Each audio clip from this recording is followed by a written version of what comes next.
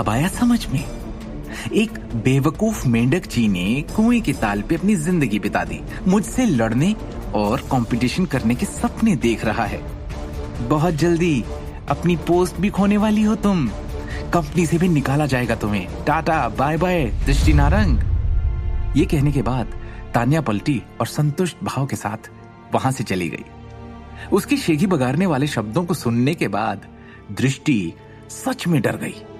वो तान्या के शब्दों के पीछे के अर्थ को कैसे नहीं समझ सकती थी। कुछ गलत नहीं कहा तान्या ने। उसके परिवार के पास बहुत पैसा है और वो आसानी से अपने पेंडेंट एवरलास्टिंग लाइट की कीमत बढ़ा सकती है। पैसे और हैसियत के मामले में मैं उनसे कैसे मुकाबला कर सकती हूं? कुछ देर के लिए चुप बैठी दृष्टि ने सोच समझकर बोझिल मन से कहा, शिवम चलो चलो यहां से चलें। क्यों? हम क्यों जाएंगे? शिवम ने पूछा। मैं नीलामी में हिस्सा नहीं लेना चाहती।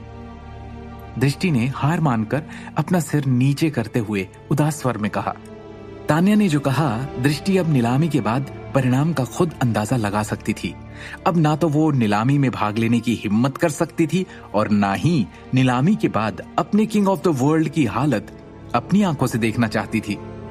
वो तान्या के खिलाफ प्रतिस्पर्धा के परिणाम को सहन नहीं कर पाएगी। उसने जीवन भर की उत्कृष्ट कृति बनाने में अपना खून पसीना और आंसू बहाए थे।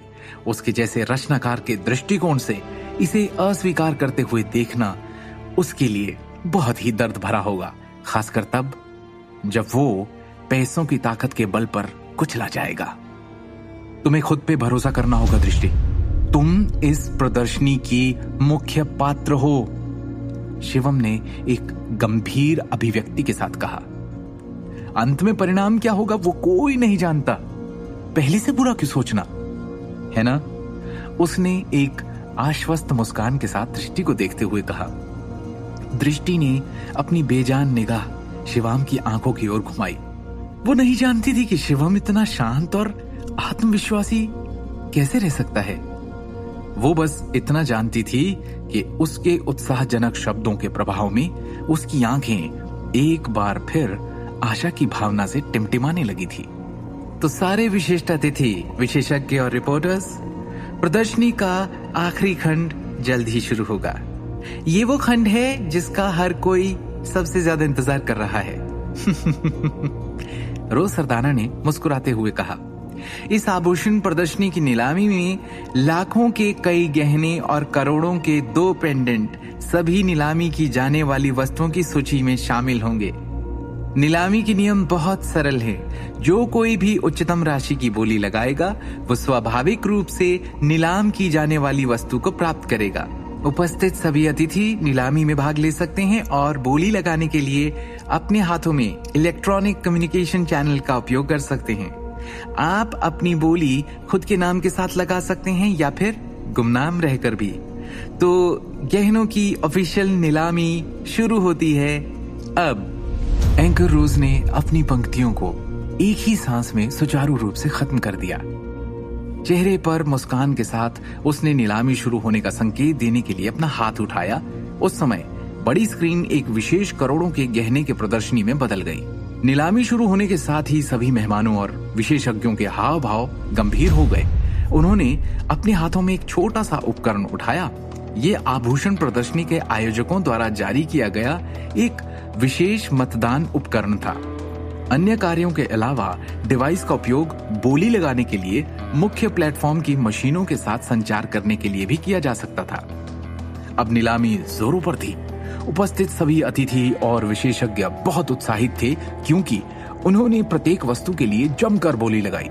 कोई भी बता सकता था कि कमरे में मौजूद सभी के पास बड़ी मात्रा में धन है। 20 मिनट से भी कम समय में लाखों और करोड़ों के सभी गहनों के पहले बैच की नीलामी हो चुकी थी।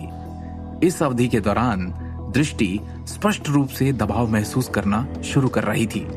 वो सस्पेंस में कांप रही थी कि आगे क्या होगा। एंकर रोज ने गंभीरता से कहा, लेडीज एंड जेंटलमैन, इन 2 करोड़ों के हीरे के पेंडेंट, द एवरलास्टिंग लाइट और the king of the world की नीलामी एक ही समय में की जाएगी। इस समय 2 उत्तम महागुनी आयताकार टेबल ऊंचे मंच से निकालकर ऊपर उठे। प्रत्येक पर एक छोटा कांच का कैबिनेट रखा गया था जो एक चमकदार रोशनी से जगमगा रहा था। एवरलास्टिंग लाइट और किंग ऑफ द वर्ल्ड, दोनों के पास ना तो शुरुआती बोली होगी और ना ही उनकी बोलियों की कोई सीमा होगी।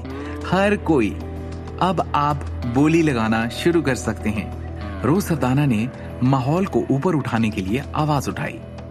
बोली के पहले कैमरे क्लिक होने की आवाजें आने लगी। इस घड़ी में मौजूद सभी पत्रकारों ने तस्वीरें लेने के लिए अपने कैमरे उठा लिए।